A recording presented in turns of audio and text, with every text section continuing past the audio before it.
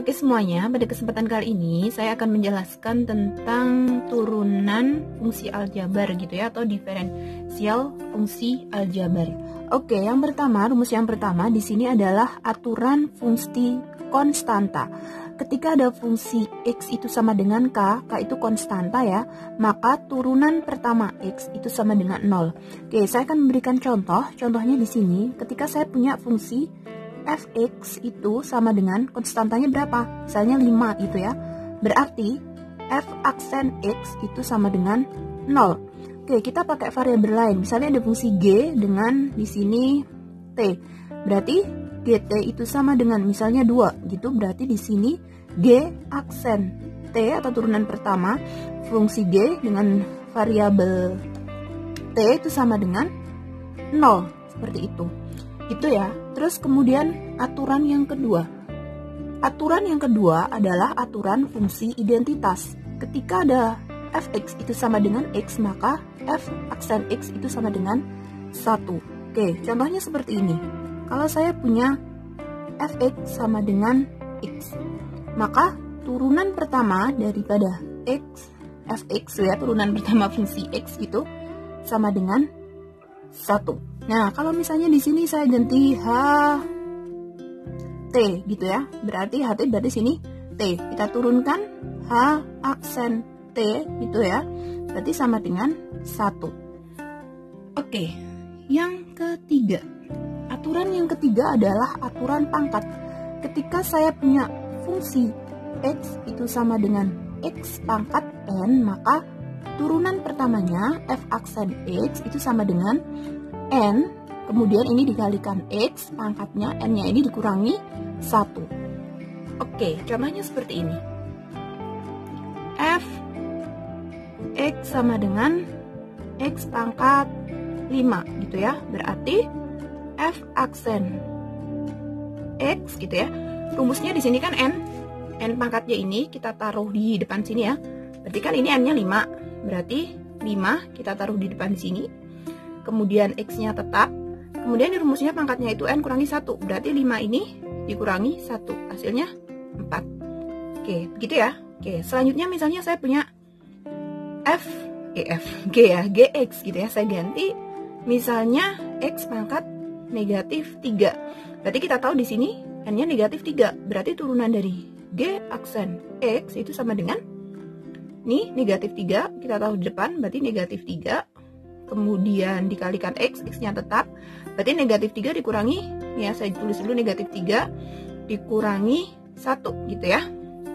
Berarti g aksen x itu sama dengan negatif 3 x pangkat negatif 4. Oke, paham ya semuanya ya.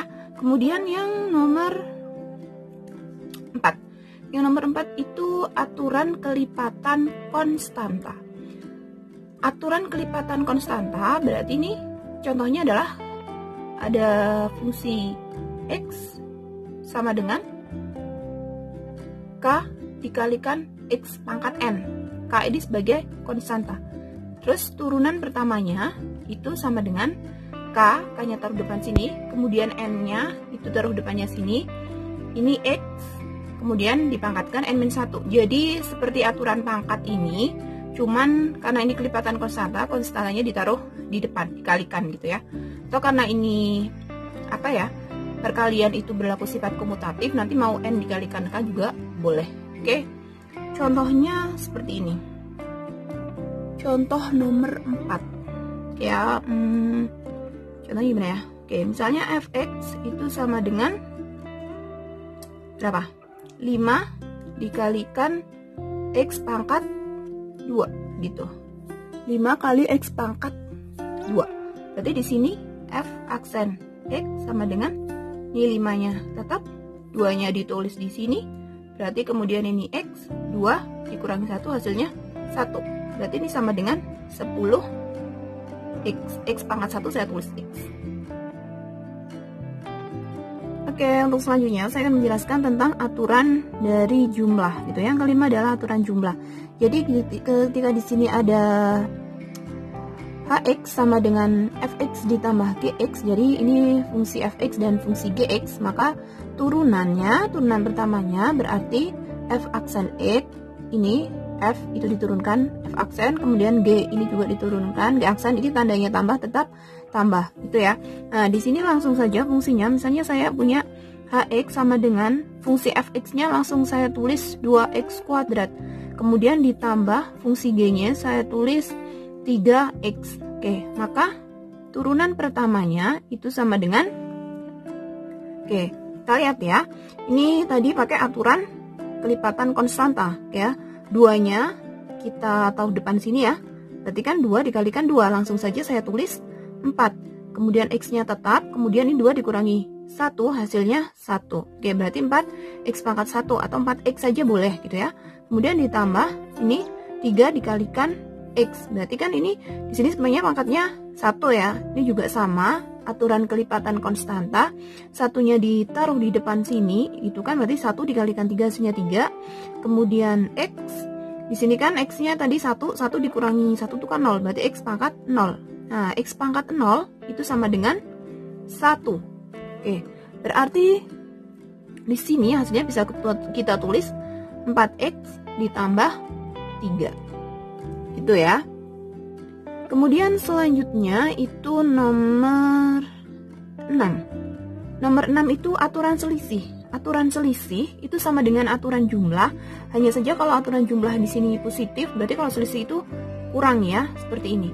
Jadi untuk aturan selisih itu contohnya Hx itu sama, misalnya yang beda aja lah ya, 4x kuadrat, kemudian ini selisih dikurangi 3x pangkat 4. Oke, untuk caranya sama, ini 2 ditaruh depan sini gitu ya, berarti 2 dikalikan 4 8x, ini 2 dikurangi 1 itu 1, tidak saya tulis ya, apa ya. Kemudian 4 ditaruh di depan sini gitu kan, berarti 4 kali 3 12. Kemudian ini x, 4 dikurangi 1 3. Oke, tandanya ini tetap kurang gitu. Itu ya. Kemudian selanjutnya itu adalah aturan hasil kali. Aturan hasil kali di sini contohnya hx itu sama dengan fx dikalikan gx. Oke, aturan hasil kalinya seperti apa? Aturan hasil kalinya adalah kita tahu yang pertama adalah yang perlu kita garis bawahi ya.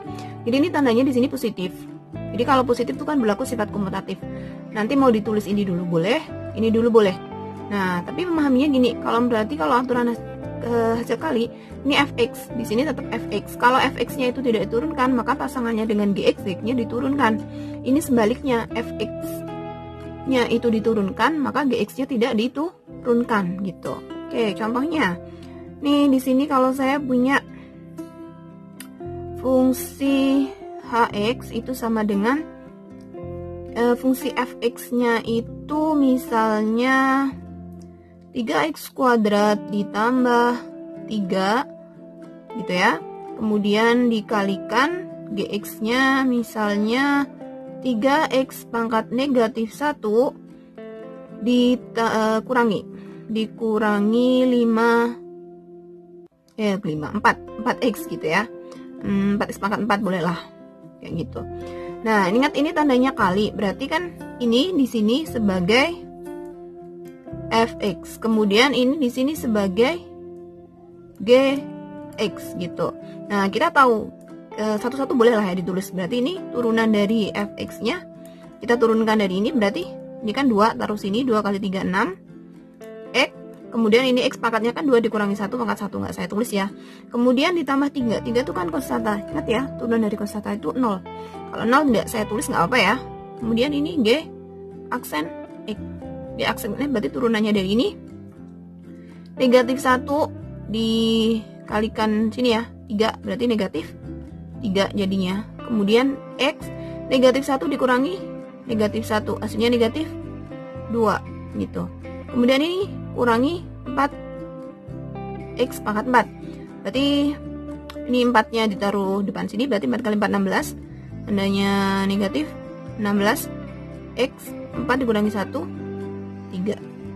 Gitu ya. Nah, kita tinggal nulis aja di sini. Berarti hx itu sama dengan Ini rumusnya kan fx, berarti fx misalnya ini ya, fx-nya 3x kuadrat plus 3.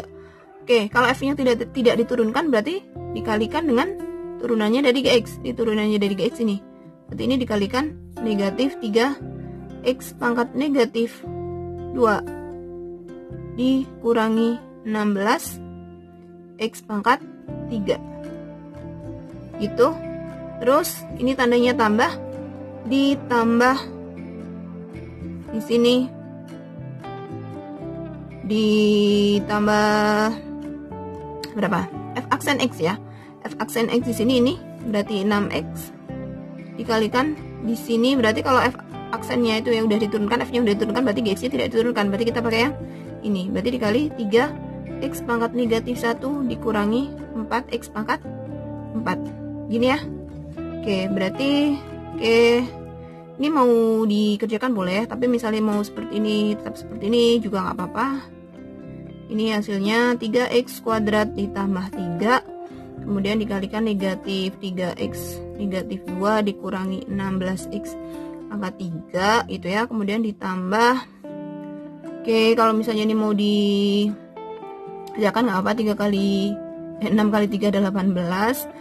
Kemudian x ini dikalikan, berarti kan dia ditambah, ini pangkatnya jadinya pangkat 0. Kemudian ini dikurangi 6 dikalikan negatif 4 negatif 24, ini jadinya x pangkat 5. Kita sederhanakan lagi boleh, jadinya 3x kuadrat ditambah 3 negatif 3x negatif 2 di pangkat negatif 2 ya, ini dikurangi 16, ini pangkat ya, x pangkat 3, kemudian ditambah 18 dikurangi 24x pangkat 5. Oke, hasilnya itu ya.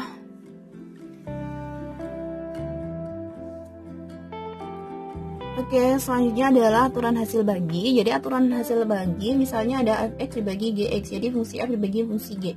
Oke, jadi di sini contohnya fungsi fx itu sama dengan 3x min 5. Fungsi gx-nya itu x kuadrat ditambah 7. Berarti kalau hx itu fx dibagi gx, otomatis berarti ini 3x min 5 per x kuadrat ditambah 7 gitu kan. Nah, di sini untuk aturan hasil bagi rumusnya ini ya. Jadi yang pertama yang kita turunkan ini pembilangnya dulu ini. Jadi kita turunkan dulu fx. Kalau f-nya udah diturunkan berarti dikalikan dengan gx. Gx-nya tidak diturunkan. Kurang. Ini ingat, ini turunannya kurang gitu ya. Kalau tadi di perkalian, di hasil kali itu kan penjumlahan itu berlaku sifat komutatif, ditukar nggak apa-apa gitu kan. Tapi untuk pembagian ini hati-hati karena ini tandanya kurang, ini nggak boleh kebalik gitu ya. Karena untuk pengurangan atau selisih itu kan tidak berlaku sifat komutatif gitu ya. Jadi ini dulu, yang pertama itu yang diturunkan dulu f-nya, fungsi f, kemudian fungsi g-nya tidak diturunkan. Kemudian yang kedua berarti dibalik, f-nya, fungsi f-nya tetap, kemudian fungsi g-nya yang diturunkan, kemudian per atau dibagi g kuadrat x, yaitu fungsi g dikuadratkan.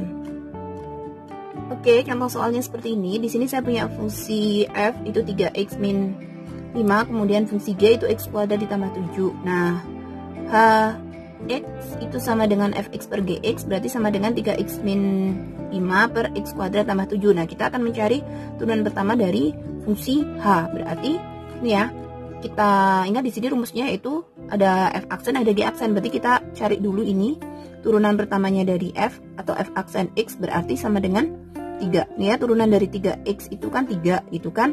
Kemudian ini turunan dari suatu konstanta itu kan 0, tambah 0 tidak saya tulis.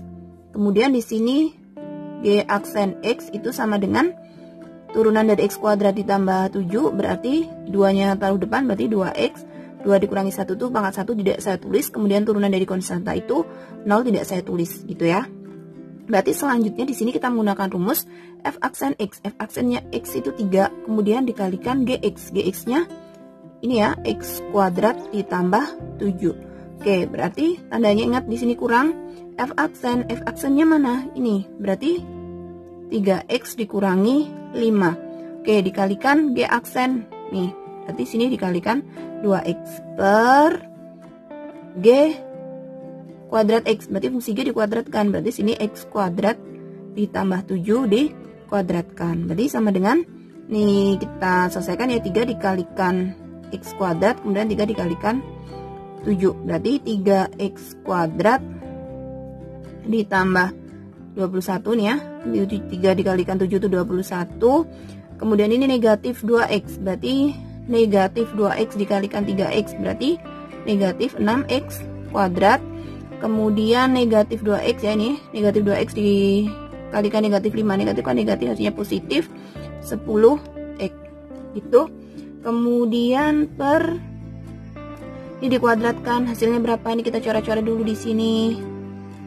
Oke, ini dikali gini ya, dikuadratkan. Berarti kita pakai perkalian cucuk manuk seperti ini. Oke, berarti X kuadrat dikalikan X kuadrat, X pangkat 4. X kuadrat dikalikan 7, berarti tambah 7X kuadrat. 7 dikalikan X kuadrat tambah 7X kuadrat. 7 kalikan 7 sama dengan 49. Berarti ini sama dengan X pangkat 4 ditambah 14X kuadrat ditambah 49. Oke, kita taruh sini ya. Berarti X pangkat 4 ditambah 14X kuadrat ditambah 49. Oke, hasilnya bisa kita sederhanakan. Ini 3X kuadrat dikurangi 6X kuadrat, berarti sini negatif 3X. Ini ada negatifnya ya, kuadrat. Kemudian masih ada 10X, berarti ditambah 10X ditambah 21 per X pangkat 4 ditambah 14X kuadrat ditambah 49. Oke, ini hasilnya ya.